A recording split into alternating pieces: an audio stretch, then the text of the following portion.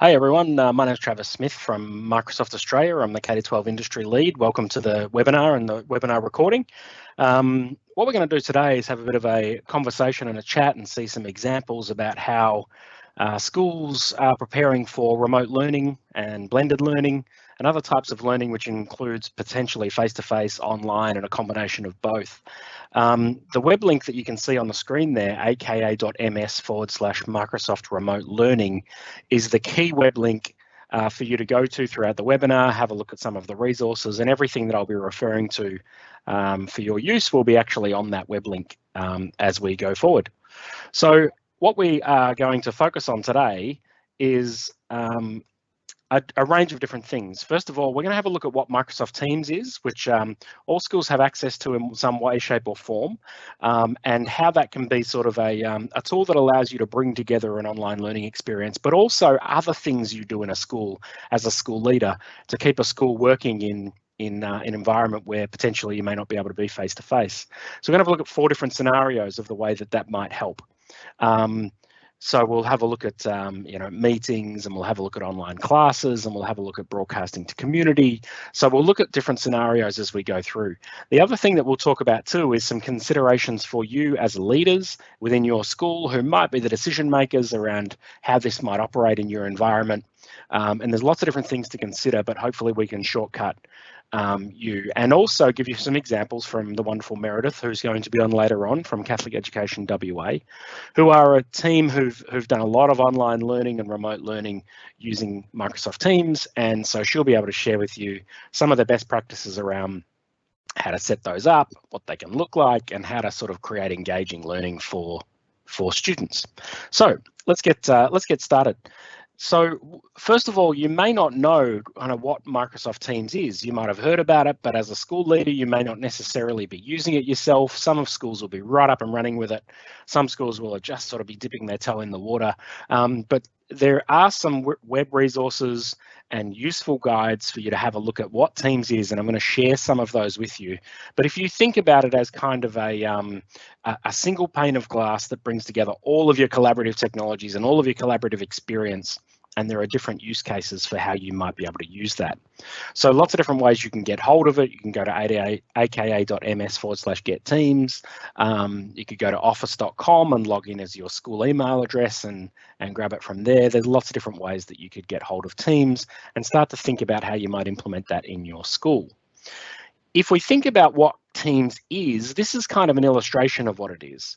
One part of what it is kind of bringing collaborative working together. So the idea of having computer-to-computer phone calls via Teams, to have chat where you can have IM sort of windows, and then you can also organise into obviously what are called teams, which are groups of people working together on a similar goal. So it might be the English faculty or the Year 4 team, or it could be an extracurricular event, or it could be a school council. So there's lots of different ways you can use that. Teams also allows you to bring in all of your Office 365 collaborative documents. You can co-author things. You can work together on creating agendas for events. You can work together on curriculum design using Word or PowerPoint or OneNote.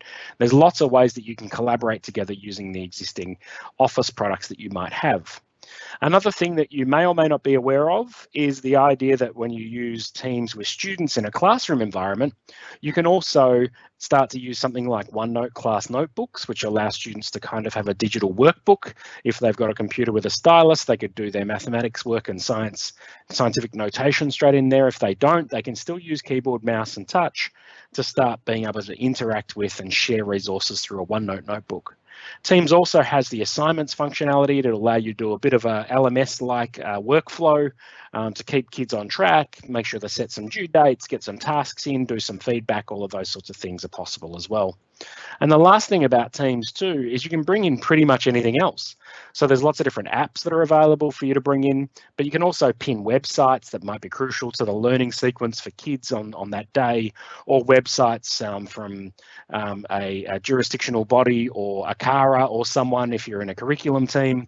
There's lots of different ways you can add other things into Teams, and hopefully that gives you a little bit of a snapshot without too much depth.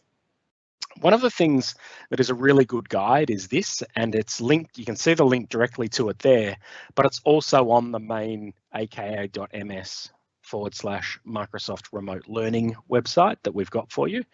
And I'm not going to go into much detail here, but suffice to say, it's a really easy guide for you to flick through. If you don't quite know what Teams is or what the functionality is of Teams, that's a great place to start. Simple, easy to digest guide that shows you sort of large screens with little sort of call out bubbles that you can see on the screen here of what might be possible in Teams. So this example on the screen here is actually a class team, and it's a team which is talking about physical science. So if I have a look here, we can see that there's the name of the team and there's some sub channels, and then across the top here, there's lots of different things that are going to happen in that collaborative learning space as the students work together with their teacher to go through their learning program. So we'll go through a little bit more detail about functionality, but remembering that the purpose of this webinar is really to focus at one level higher than sort of classroom use and think about those use cases of how Teams might be able to support your school to remain collaborative, to plan things together online and to work in a seamless way, given what's going on at the moment. The other thing I'll say about Teams too is that it doesn't really matter what kind of device you've got. It works in a browser and lots of different browsers. It works on Mac and PC and tablet and phone. So it works across the entire sort of technology stack you might have in your school. And the Teams environment on phone is actually really quite rich and does allow you to stay in touch, be on meetings, collaborate, share documents and those sorts of things. Just a bit of a general step through of what Teams kinds of looks like. So this is a standard team you can see here, and I'll just highlight some of the parts of a team. So down the left-hand side here, we've kind of got this bar down the left-hand side, which gives you access to some shortcuts. And that blue bar on the far left-hand side there has things like your activity, which is kind of like your notifications in a social media kind of way. Your chat, if you've enabled that for teachers, they'll be able to have IM sort of conversations back and forth to collaboratively plan things, or it might be you as a leadership team chatting with each other about things that are going on at school. All of the teams that you're a part of will be linked there. Your calendar within Teams as well, which we'll talk to, of course, your Office 365 or your Outlook calendar. We'll talk about that a little later on. Any files that you've been using within Teams, there's a history of those, and there's the ability to download files, and that's where they'll be stored. And if you're in a classroom team, there's also assignments down the left-hand side there as well, and we'll talk about that in a second. And there's also the ability to pull in other apps and lots of different things. If we keep touring across here, you can see that in a specific team, this one is obviously looks like a higher ed kind of course, I suppose. There are not only the name of the team, but then there are channels, and those channels are sitting down here, and they can be designed by the teacher. If it's a team that is for a faculty, for example, they might have, say it's the science faculty, they might have a Year 7 channel and a Year 8 channel and a Year 9 channel.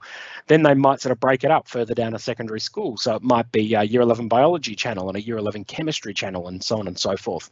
So you can kind of break those channels up and organize the way that you collaborate together using Teams. So that's what that part of the screen does.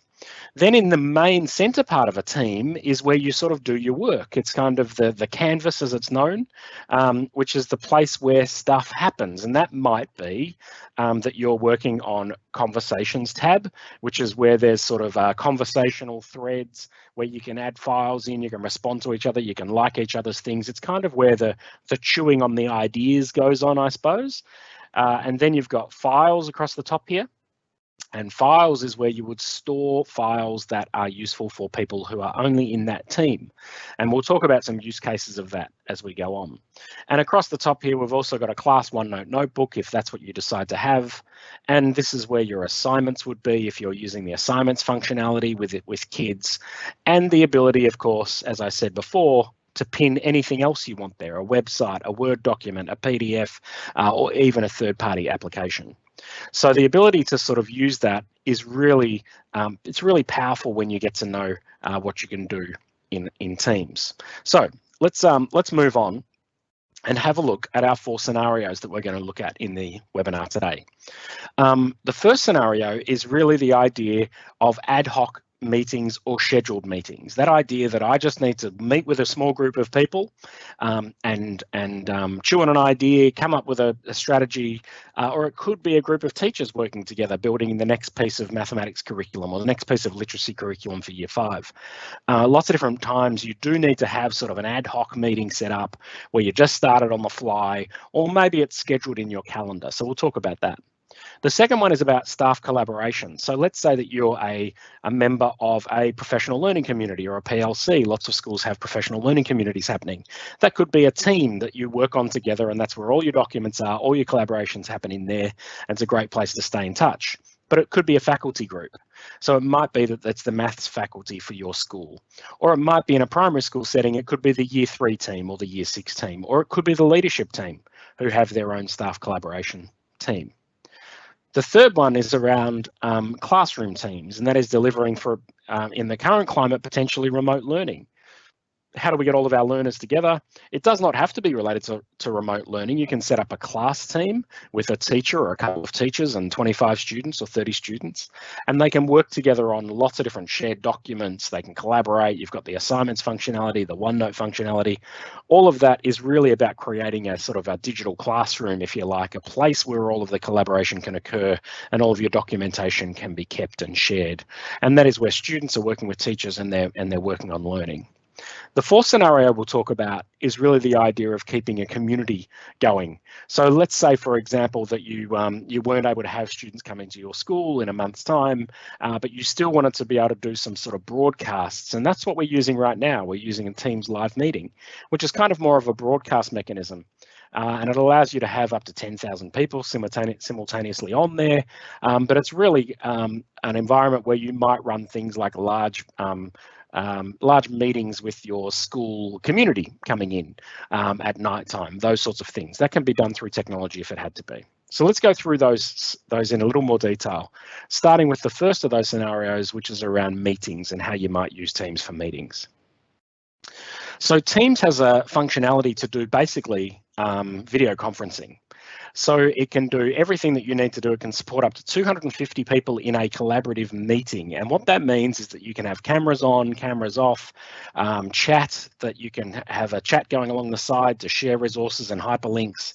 You can share your screens in with each other. So it might be that the head of mathematics is talking about a new project that they're designing and they just want to share their thoughts so far, share in their screen, have a look at their OneNote page or their PowerPoint or their Word document or a PDF, whatever, share their desktop in, and the others can all sort of have a bit of a read of it, have a look at it. If it's a collaborative document, they can even be typing in real time at the same time into that document and doing some work together. So it's really the idea of mirroring what a normal meeting would be, but doing it in an online environment. Some other advantages of this are that they can also be have whiteboarding. So therefore, if you want to do some planning, sometimes you want to do some real planning, and the best place to do that might be on a whiteboard in a room or on a piece of butcher's paper. You can mirror that by using technology through the whiteboard functionality within a Teams meeting. And the other thing you can do, of course, is you can record meetings to watch back later on. So if there is one teacher who can't potentially make it to a meeting, there's no reason they have to miss out. You can just record that meeting and play it back at a later time, and they can see what was going on and hear what was being spoken about, and it can just immediately upload into a channel within their English faculty team if that's where the meeting occurred. The other thing that you can think about too is the idea of potentially having external attendees in meetings. So for example, there are lots of reasons why you might have meetings within your school which do involve people from outside. It might be a parent, or it could be someone from a community, or it might be someone beaming in from a local zoo to talk to a classroom. There's lots of reasons why you might potentially need to have an external attendee come into one of your meetings, and that sort of thing is possible. One of the nice features about using Teams in terms of meetings is that it integrates with your calendar as well. So I use Outlook as my calendar and my email program, and you can see here that I've just set up a brand new a calendar entry. I've got a new appointment here. It's actually for English faculty meeting, and all I do is I click that little link up there, which sort of pops in this join link down the bottom. And that means that now when everyone looks at their calendar, they're going to be invited to it as part of the English staff distribution list, let's say at school, and they're automatically going to have that meeting in their calendar from 3:30 to 4:15. And the way they join that meeting is just by clicking on that Join Microsoft Teams meeting link below. That'll launch their Teams environment, log them into the meeting, and allow them to then have video on, video off, audio on, audio muted, and have the ability to sort of share and take part in that meeting. The other place that it goes, of course, is into the calendar functionality of Teams. So you can see here, there's a little bit of a video playing. I'm not sure how that will render, but there is a calendar piece, a functionality that sits within Teams, and it will automatically go in there as well, because your Outlook calendar and your Teams calendar will talk to each other. So you could set up, you know, a fortnightly English faculty meeting or Year 3 teachers meeting in the afternoon on Tuesday, and have it recurring across the people's calendars, and it would automatically appear in both their Teams and their Outlook calendars. What you can see now potentially is the idea that these meetings can be automatically recorded. So you could have that meeting happen. If people can't make it, it can automatically record, and then they can go back and view it. And you can even see that there's a live transcript down the bottom, and you can search that transcript for certain key terms if you're only worried about Year 11 English curriculum at the time in that meeting and you want to hear where Year 11 English was referred to. So the meetings functionality in Teams is a really key scenario to keep things going. There's lots of different ways you could use that while a school is together and a school is open and all the kids and all the teachers are there. There's lots of different ways that people who maybe have something else on could be, you know, they're out of the school, but they could still join via their phone or something else because they've got somewhere else they have to be at the same time. There's lots of different ways you could think about using meetings. Maybe it's having school council meetings, for example, online, and you might have a couple of school councillors who are at work late or are travelling for work or are overseas or can't physically be there in person. This is a great way to include them in the running of the school as a school council or school board. So let's shift on to scenario 2. And scenario 2 is kind of an extension of that, and it's talking about staff-to-staff collaboration teams. And that might be, for example, creating a team of teachers who are working together. And so we might have some teachers here, and these teachers in this little scenario are actually working on 7th grade history. This is the 7th grade history team, where a group of teachers, whoever teaches Year 7 history, and also probably the head of history or maybe the head of curriculum, are invited into this team. And this is a staff only team, so there's no kids in here. And the reason that that's important is because it means that it can be the place of a couple of different things happening. When you look across the top of that team, you still have conversation thread there, and you still have files, and these might be the places where you're chewing on the ideas of what is going to be in the curriculum, or I think we should include this and take that out, or we need to truncate that part of the course, or whatever you want to do. But also the files part's important. And the reason the files part's important is because this could be the eventual repository of where all Year 7 history curriculum sits. When I talk to lots of different schools around the country, you know, sometimes there's no real single place where all of the Year 7 history curriculum sits, the master curriculum files. And so it's often on teachers' computers, it's on their hard drives, it's in their OneDrive or Google Drive or somewhere else, and there's not really a central repository of where that curriculum is. If this is the place where any 7th grade history teacher works, then that files part might be a nice place to structure some folders and have the master curriculum files sit.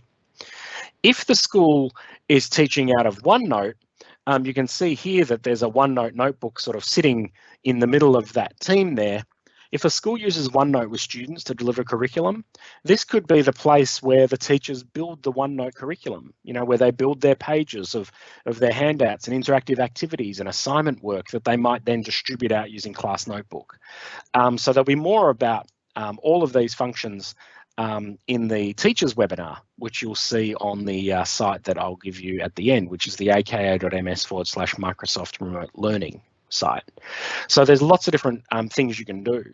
The idea here is that this becomes a faculty team. And what I'd recommend, and we'll talk about some protocols and some design sort of stuff later on, but I'd recommend that you think about every team that doesn't have kids in it, so is a staff only team, maybe that team name has to start with the word staff dash whatever it is, so that it's really clear when a teacher comes into their Microsoft Teams environment that they can just click on that with confidence and know that if it's got the word staff at the start, it's a staff only team, and they can have conversations about curriculum or assessments or whatever else is happening in there.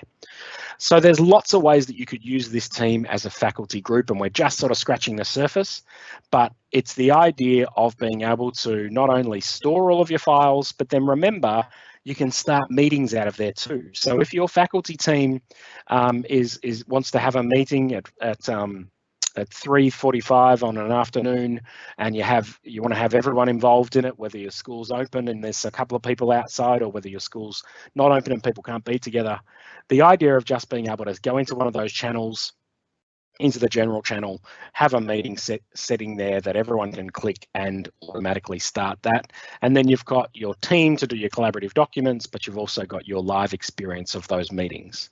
So that's the first scenario, the second scenario, which is talking about staff to staff collaboration and work groups. It could be professional learning communities, it could be faculty teams, it could be the leadership team of a school. There are a myriad of different applications of that technology in a school. Let's have a look at scenario 3. And scenario 3 is really talking about student learning. And that is about when we're working with students and we want to create a collaborative learning environment, which might be delivered face-to-face in part. It might be delivered online as well. There's lots of different ways that we could start thinking about the student learning process in here. And so this scenario that you can see here has got a team there. It's 6th period world history, so that's a world history class, and you can see here that there's some structured channels down the side there of the kinds of topics that these students are working through while they're learning about history together. The ability for you to automatically have conversations with students, have shared files with students, have a OneNote notebook for students, all of that can be in the one place. And so the idea would be that this becomes the place where a student would come in, they would load up, and teachers might look at sort of presenting an announcement or putting an announcement up saying, here's what we're working on today. There's lots of different ways you could think about using this. The teacher webinar, which is on our website, is really sort of a deep dive into some of the functionality that you'll see on here. But this is kind of a high-level introduction to the idea of a teacher or a couple of teachers with maybe 25 to 30 learners working together. It could be more than that, but generally speaking, in a K-12 scenario, it can be about that many students. There's lots of different examples of the way this might be used, and I'm going to let Meredith later on talk to you about some of the ways that they're using that within Catholic Education WA. So one of the things that I've alluded to is the idea of this class notebook here. And it is basically a OneNote notebook that is sitting as part of your team and allows students to use the OneNote functionality, but sitting within the team. So they get their chat and their shared files, but they also get their workbooks, and their workbooks, depending on how you've set it up at school, they could be still using paper workbooks, or they might be using OneNote, which is what this OneNote class notebook is. And it becomes the workbook where students work on their activities. We'll talk a little bit more about the setting up of this a bit later on when the IT people are involved in that.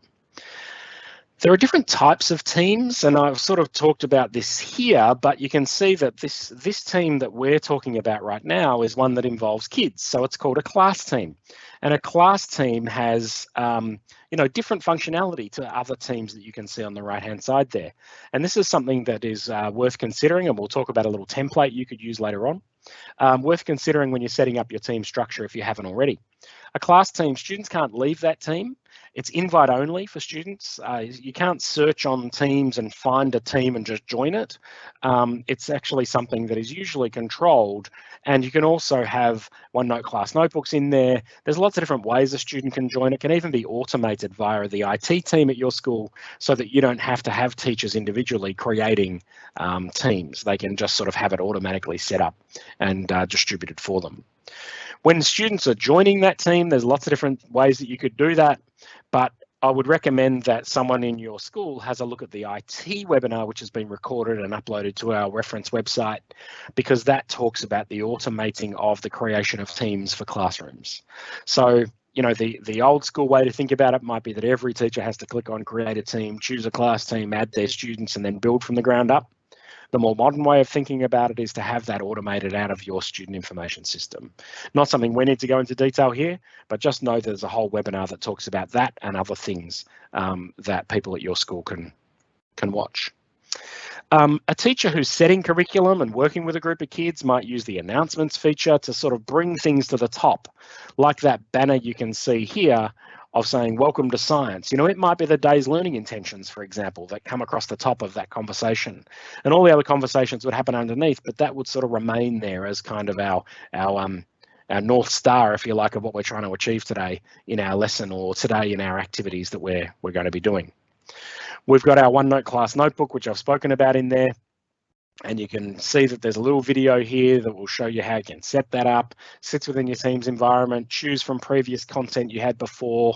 If you're a OneNote school, you'll love this idea. If you don't know anything about OneNote, then have a look at some of the training materials on the educator community, which is education.microsoft.com. The other thing that happens in here, because it's natively collaborative, is that any of the documents that you want can be collaborative within your team's environment.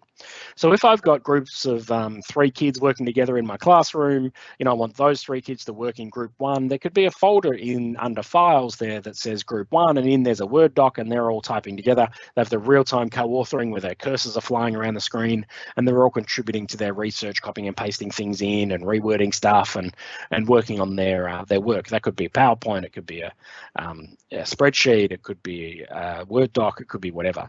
So that real-time co-authoring experience is kind of brought into teams as well. And they can open up their PowerPoint presentation. You can see there a little illustration that Brock, this student, is changing something there, but they could have 3 or 4 kids working together over distance and collaborating together on a PowerPoint presentation.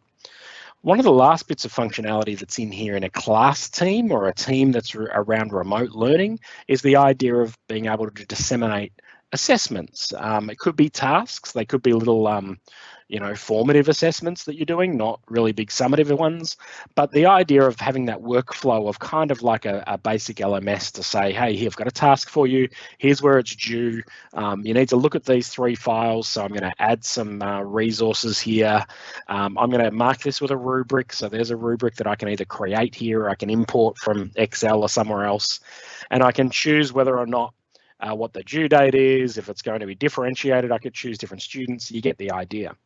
So the ability to be able to manage that workflow, and then at the other end, once the students have started sending stuff back, there's a gradebook functionality, which is just going to be able to capture those grades, give you a bit of a list, see who's handed stuff in, see who hasn't, have a look at individual student progress, how's one kid going on the different tasks, have they handed stuff in, have they not? There's lots of different options of what we could do there. One of the other key functionalities that we sort of take for granted within lots of these environments is the idea of accessibility. And so within the Teams environment, accessibility is built in. So what you can see here is something that we have across Office 365, across Word and lots of different tools and Teams and everywhere else, is this immersive reader experience. And what that does is for kids who might be emerging readers, kids who've got learning challenges, kids who suffer from visual crowding, students who have dyslexia, you know, there's lots of different reasons why we might use this. And you can see in the top quote there at the top left-hand side, students would rather go without than stand out. And so teaching students how to use some of these accessibility features that are built in means that even through remote learning, if a student knows how to click on those buttons and view their work or the posts from their friends in the conversations tab, all of those can actually be viewed up in Immersive Reader and be read out aloud to a student. So there's lots of accessibility tools that are built in there as well. So that's the third scenario, and that is using Teams with a group of kids to do some kind of remote learning, which could be online, could be face-to-face with this is the resource repository, or it could be a blended learning model, which is a combination of both. The fourth scenario really is about connecting with your community. And that might be when you want to do some kind of a broadcast out to your community. For example, you might have, just to reference the last part I was talking about, you might have an educational psychologist coming in to talk about, you know, how to teach emerging readers how to read, or how to cope with dyslexia. And so the idea is that what you want to do is be able to put that educational psychologist on a broadcast like we're doing right now, but you don't necessarily want it to be a meeting where there can be free-for-all chat and people sharing their screens in. You kind of more want it to be a webinar kind of experience. And so that's where you might use not a Teams meeting, which we spoke about before, but you might use something called a Teams live event.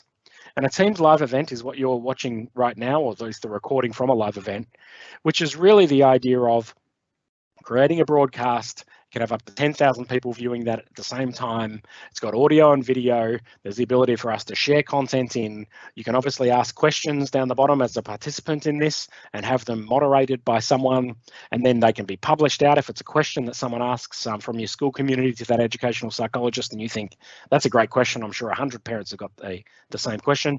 You can broadcast that out and say, here's the question that was asked by whoever, and here's the answer that we gave, because it's a useful thing. The other nice thing about this is that it's automatically recorded. So these live events, these briefings that you might be having, it could even be, if you think about a classroom scenario, it could be an author who is speaking to the whole Year 7 cohort. This might be a nice way to do it, especially if a school can't be open, to have that broadcast out. And so all of these are being recorded and captured and automatically produced in the background and uploaded to something called Microsoft Stream.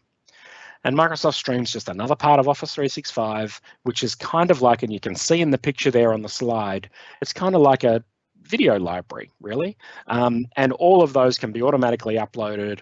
They can be tagged and organized and shared out and downloaded, and you can do whatever you need to do with those. But any of those recordings of either a team meeting or a live event can actually be saved into Stream and used later on in your school community. So the fourth scenario there is really when you want to do broadcasts to larger audiences, where it is more of a broadcast than it is a collaborative meeting, and that's called a Teams live event, which is part of Teams. So let's get out of our scenarios now and think about some of the things that as a school leader or a leadership team within your school, you might need to be thinking about in terms of establishing an environment such as we've been describing. Obviously, there's IT considerations, and this is not an IT webinar, so I'm going to refer you to some things quickly and then move on really quickly. Planning is really important to get the planning of this right, and the naming conventions and all of those sorts of things. So I'll show you a bit of a resource or a tool you can use for that. We're going to talk a little bit about the pedagogy associated with online collaborative learning, and so we'll talk about that, and also a bit of a protocol, and then we're going to obviously jump to Meredith with some real-world examples of what this looks like. So let's start with the IT part. Now, in terms of Teams, there's lots of different functionality that is within this Teams environment. Understand that your IT folks in schools can actually control a lot of what happens in the Teams environment. Okay. So sometimes they can automate things. They can say, for example, that students don't have the chat functionality outside of a team. So when they're in my Year 7 class, they can chat with me in that little confined window, but they don't have the broad chat to be able to ping anyone else in the other classrooms. All of this stuff can be controlled through the admin console. And so there's a great webinar that's online at the link down the bottom of the screen there, which is the IT webinar run by Jason LaGreca from our team. And it goes through for your IT people how you might control that sort of stuff. There's lots of other things we could talk about: the automatic creation of teams, the governance, how you manage when do teams expire. There's so many other things that you can talk about in there. That's a great webinar to go over that in some detail. Let's talk about planning. So if you haven't started using Teams yet and you're interested in using Teams, then we've uploaded a template onto that website too, which looks like what you can see on the screen. It's really just a Word document that you could put somewhere and collaborate on with a team, or you could just do this on a whiteboard, it doesn't matter. But it's kind of the idea of thinking, how many teams do we actually need, and who should be in those teams, and who should be in charge of it, and How many channels should it have? And what should those channels be called? So it's really a conversation around workflow. So you can see here on the slide, there's a sample one that's filled in. So notice I've put staff - English faculty because I said before it might be useful to have staff on the start because you know that that's a teacher only space. And then it's like, well, who are the owners of that? Well, the owners of this team are going to be the head of department, the head of English, and the curriculum head. And who are the members going to be? Well, the members here are going to be all the English teachers in the school. They're all going to be a member of this team. And then what kind of team is it? So remember I showed you the 4 little boxes earlier on about a class team and some other teams?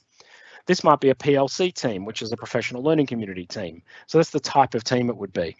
And then you can see down in the box at the bottom, there are blue things for the channel names. And then under each channel, there's a couple of black bits of writing, which might be, because remember, under each channel, you can have some file structures. And so the file structures might be how you organize the documents. So let's say, for example, we are talking about Year 7 English. We're in an English faculty team. There's a channel down the left-hand side, which I care about because I'm a Year 7 English teacher, but anyone who doesn't teach Year 7 English won't even look at it. But Year 7 English, I care about it, so I'm going to make sure that's visible to me. And under there, we've got all of our conversations. When I click on files under the Year 7 channel, we might have a NAPLAN folder, a writing folder, a reading folder, a Mandragora folder, because that's the text we teach, a debating folder, and whatever else you want. And that could be the repository where our documents are being created together collaboratively because it's all collaborative and in the cloud, or it could be where our master curriculum files are sitting, or it could be both. So it's important to think about not only the channel names you might have, but also the subfolders underneath. So there's lots of different things you can consider there. We've shared that template with you so you can have a bit of a look. Another thing to consider if we do end up going to some kind of an online or remote learning scenario in your school is whether or not you need to think about some protocols about, you know, what's acceptable in terms of teaching online, what's acceptable, or what are some recommendations for teachers in teaching online or for learners when learning online. And so there are lots of those things might be worth kicking around and having a conversation with in the event that we do have to switch to remote learning completely at our school. Maybe it's a group of students and a group of teachers put together and create some shared norms or some shared understandings about how they might use this technology or what they might use it for. Do students at your school, for example, sign a a technology agreement policy of some description to say, I agree to use the technology in this way? Maybe there needs to be an addendum to that for the scenarios that we might be facing around the world at the moment, which is about, more specifically about online learning and about the things that are appropriate when learning online, because students may well be at home. So we've put a copy of that, and special thanks to Matthew Jorgensen from St Stephen's College in Queensland, who came up with this as a sort of draft and shared it out publicly via Twitter and shared it with us as well. But it's there as a Word document for you to grab, download, edit yourself, change everything. It doesn't really matter, but it might be a nice little starting discussion point for you, and it's available on that website you can see there. Last thing I wanted to talk about too is the idea of the pedagogy associated with this. And this is where Meredith comes in, who's our guest speaker from Catholic Education WA. We do need to think about this as an opportunity for online learning, not online teaching. And so what I mean by that is that potentially, you know, flipping your traditional secondary school timetable into 6 times 50-minute meetings that, you know, a maths teacher and their 25 kids join and they do traditional presentations of PowerPoints, that may not be the way that you structure this. That may not be the best way to go. The ability for students to be able to work together collaboratively, to share ideas, to have conversations, to work in chat, to work on shared documents. Maybe it's a bit more of a project-based learning approach that you might be going with for this. But do think really carefully about how we could use this as an opportunity to create learning communities that don't require a teacher's face on a camera for 6 hours a day.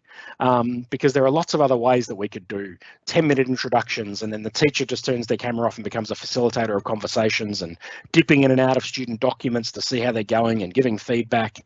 There's lots of ways that we might do this. Maybe it's a theme-based day where the students have got 3 challenges they can choose on for the day. They have 40 minutes of inputs from a couple of teachers at the start of the day, and then there's a check-in at lunchtime to see how people are going, and then there's a check-in at the end of the day. So there are lots of different ways you could think about structuring this. One of the things that that we do have, obviously in Australia, we've got the AITSL teaching standards. None of them really specifically talk about online teaching, but there is this website which is edsqual.org, which is the National Standards for Quality Online sort of learning and online teaching. And so that website might be an interesting one. I've linked to it off our resource site for you. You can see that there's 3 different parts of policy down there. There's online teaching, online programs and online courses, and it's kind of like standards for what does a good online teacher do? What does good online curriculum look like, and how should the course be structured? And to pull out a couple of different examples, this one here is from about the teacher standards around digital pedagogy, and the one that's worth focusing on here is the idea that in B1 there, that the online teacher uses digital pedagogy tools that support communication, productivity, collaboration, analysis, presentation, research, content delivery, and interaction. One of the things that we often think about when we shift to online learning is really just the presentation bit.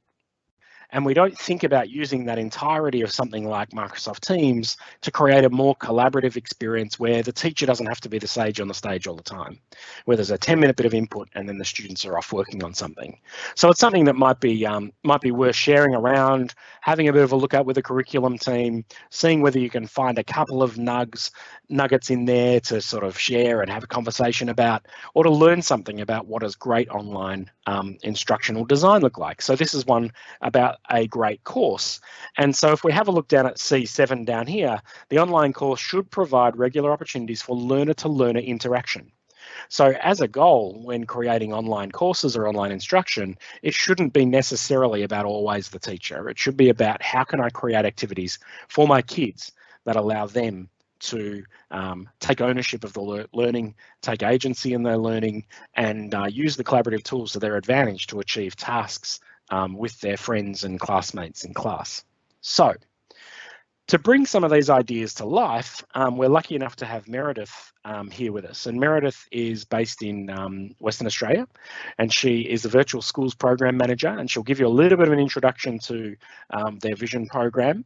But Meredith is a fantastic educator. She has lots of experience in this space and has thought a lot about how to engage students and engage teachers in professional learning and students around the way they can use a vehicle like Teams to do some pretty amazing sort of online learning. So Meredith, if you're there, I'll pass the mic to you and let me know when you want me to move slides. That's great. Thank you very much, Travis. Just checking that everyone can, or Travis, you can hear me? Beautiful, thank you. Thanks for the opportunity to share some of the examples, and I hope that they will be a great comfort to people who are just stepping into this space. So as Travis said, I run virtual learning programs for Western Australia Catholic Education, or CEWA as we call it, and this program is delivering online courses to Year 11 and Year 12 students. And the idea is, as Travis was alluding to, ours are certainly strong learning communities that have a teacher facilitating those learning communities. So we have students from various schools joining in one online course for a particular subject. They work either independently or collaboratively during their 4 lessons a week, and on the 5th lesson a week, the whole class and the teacher come together to discuss on a Teams call to discuss what they've learned that week, to check in, to double check on understanding, to clarify, to do live debates. There's a lot of creative uses being used. So what I thought I would share with you today, first of all, is some examples just of what our teams are looking like, and then some examples of the activities. So on this first one, this is an example of a class team. And just as a general overview, so we've got, as Travis said, the channels down the side. We've tried to encourage minimal channels so that students don't get too confused about what should be going where. And then across the top, other than the features that come standard with that team, it's a great opportunity to make this a really holistic and inclusive one-stop shop for students. So in this particular example, the teachers added links to the syllabus, to Planner, so that she can help monitor and assist students with the tasks they have to do, and also an easy access to Flipgrid as well. So look, the team for a class is fantastically adaptable, and it means that students only have to be in this one space. They don't have to be in multiple applications or websites, etc. So then if we have a look at the staff team example, this is actually the team I work with, the CEWA Vision teachers. So ours is probably a little more extensive in terms of the channel list, because we're fairly used to Teams. But what it means is that, again, everything I do with the Vision teachers who are spread out across the state, we communicate solely through this team. So we have our channels for conversation, but then we also have a staff notebook for policies and key documents that we want to share. We have a planner for the various tasks that they need to do throughout the year, which helps me monitor those, and stream links to be able to have easy access to how-tos or meeting recordings, etc. And probably the key thing I just wanted to point out was that other slide shot down the bottom is actually a Power BI screenshot. We have a link to our Power BI enrolments as well. So as you can see, this is a really inclusive environment for our teachers, and it means that they too only have to come to the one spot to communicate, to share, collaborate. And what we see is a great deal of fantastic collaboration happening in this team, and quite often by the time I get on to answer a question a teacher has posted, one of their colleagues has already answered it as well. So, you know, great opportunity for bringing staff together as a community.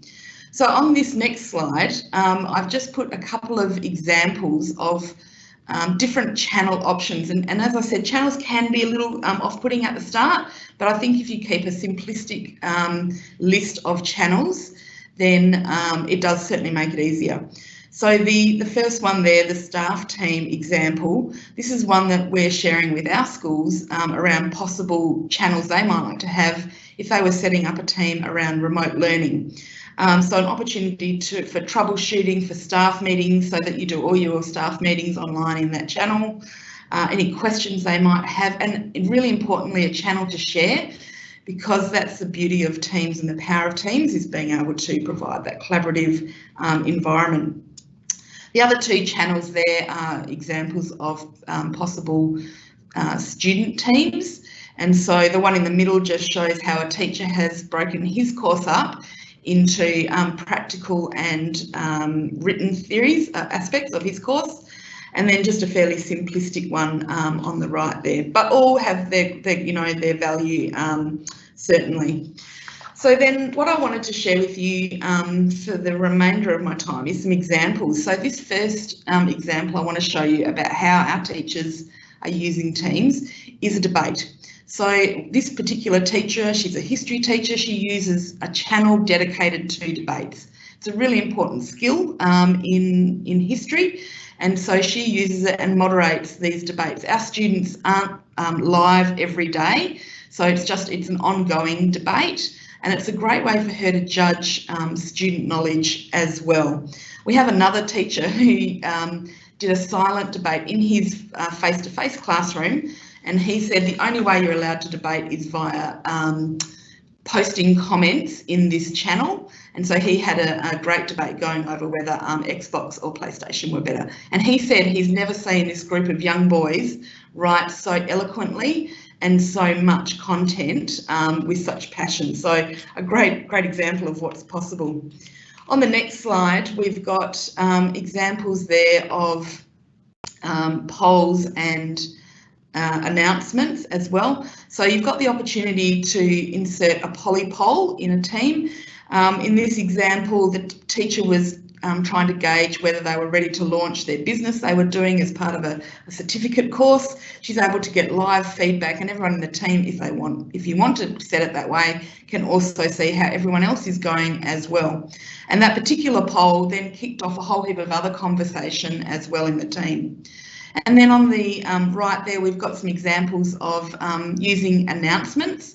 Announcements are great if they're used sparingly. So our teachers will use them for a welcome to the week kind of message, and it helps break up that long stream of conversation that can occur in a team as well.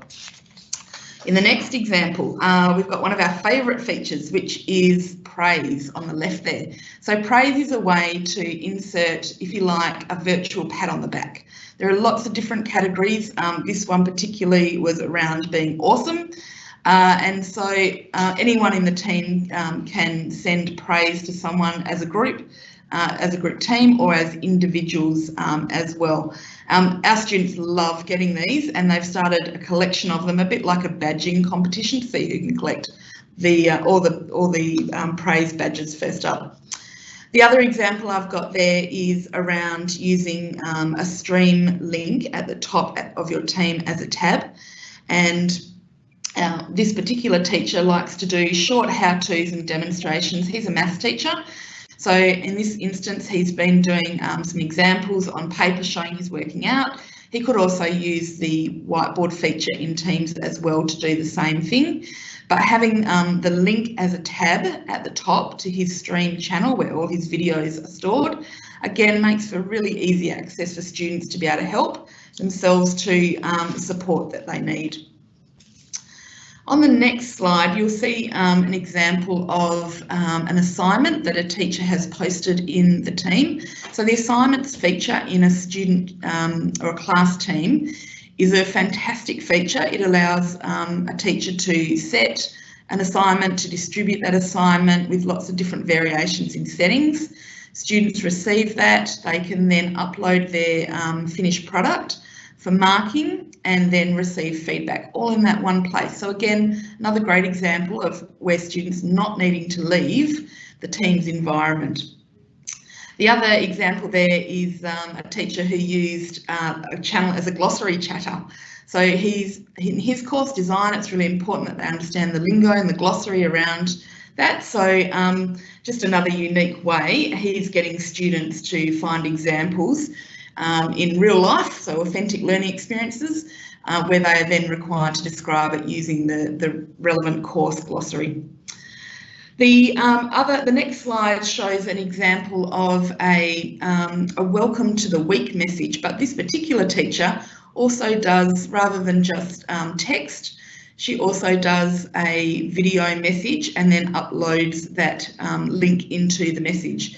And that's really a great tip for people who are moving into remote learning, to ensure that you do have a balance of the text-based kind of communication, but also video and audio. Apart from anything else, it will help build that connection, but it also humanises the experience as well. So the next example I wanted to show you was exit tickets, and this is using forms.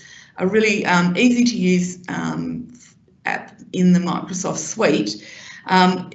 Forms for exit tickets are a great strategy in remote learning because it helps the teacher get some visibility into how the student is doing, and it also allows the teacher to monitor progress as well. So it's very easy to go into forms, create the quiz that you want the student to do about the content they've covered, and then for you to look at the results once they come in.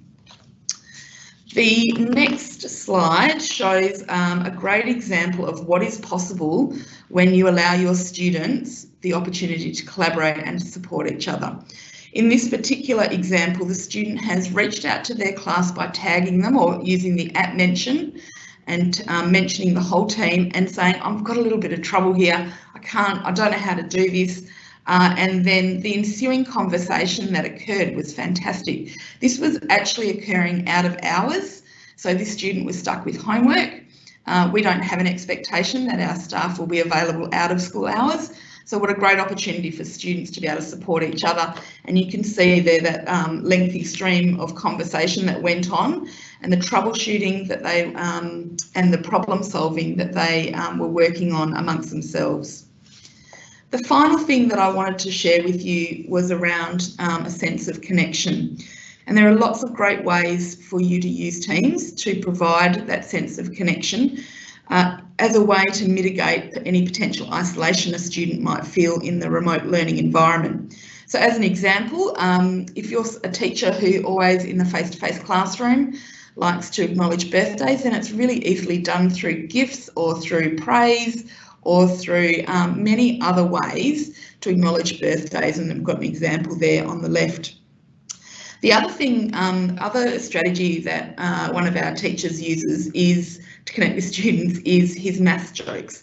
So every Friday he provides motivation through a maths-based joke. I'm not a maths teacher, so I'm not sure even what the example is that we've got there. However, I'm sure any mathematicians watching will understand that particular joke. So what that does is the teacher does it every Friday. Its purpose is to motivate the students to keep working over the weekend and make sure they're doing their necessary study.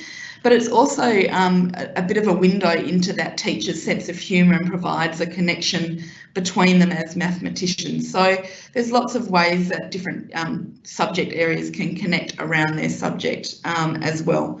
But I really would stress the importance of connections just as much as the importance of providing the learning around the rigour and the content. So some examples there, I hope that they prove to be of value to you. It's a great opportunity that we've got at the moment. It is scary, but it's also a great opportunity. So hopefully those examples have helped you. Thanks, Travis. Meredith, thank you so much for being able to share with us some of the ways that you've been using Teams as a platform for remote learning for students in Year 11 and 12 in WA.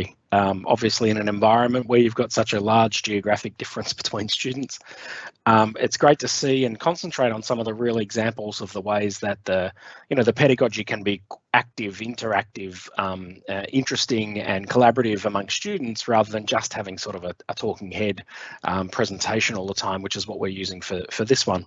So thank you so much, Meredith, and I'm sure there are people who are appreciative of you sharing some of the work that's been going on by yourself and others within CAFCED WA. So basically the last thing to do is really to share with you the resources, and all of the resources for Microsoft around remote learning are at that large web link you can see there in the middle of the screen, aka.ms/Microsoft Remote Learning.